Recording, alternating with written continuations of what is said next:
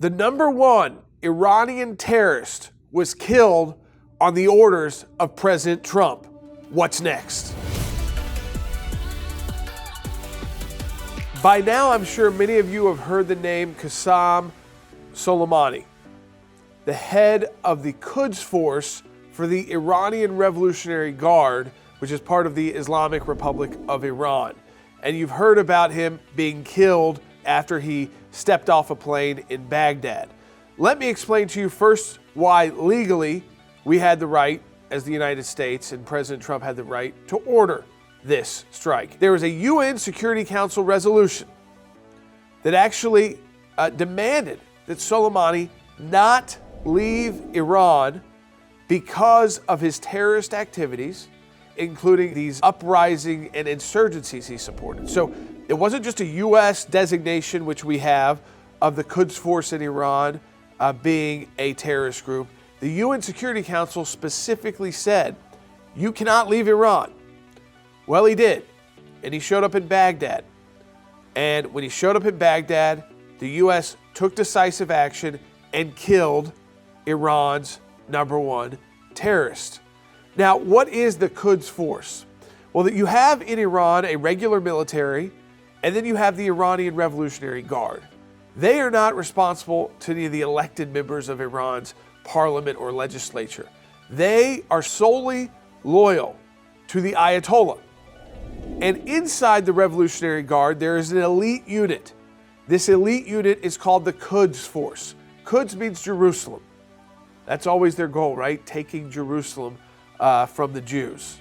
The Quds Force was led by the now dead Qasem Soleimani.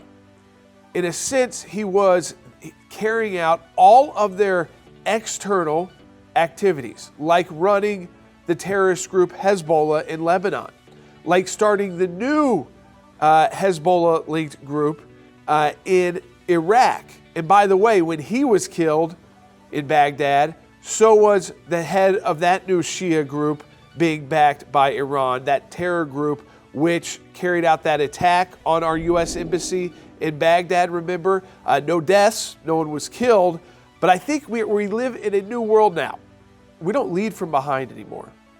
And as Secretary Pompeo said, it wasn't just because Soleimani was responsible for 17% of all American deaths during the Iraq War from 2003 to 2011. Soleimani directly responsible for their deaths. That number does not include the thousands who have been maimed by the explosive devices that the Quds Force, which he commands, helped those Shia insurgent groups build to attack our convoys and American troops. So as we look at this, I just want you to understand, to take out these terrorists using international law, to legally do it, to have America no longer lead from behind, sends a strong message to our enemies. If you want more information about the Quds Force, the Islamic Revolutionary Guard, and the Iranian military, and who Qasem Soleimani was, we've got that information up at ACLJ.org. Check it out. We hope you enjoyed watching that video. If you want to see more of our content and content like that, check it out right here. If you want to take your involvement to the next level, join the fight.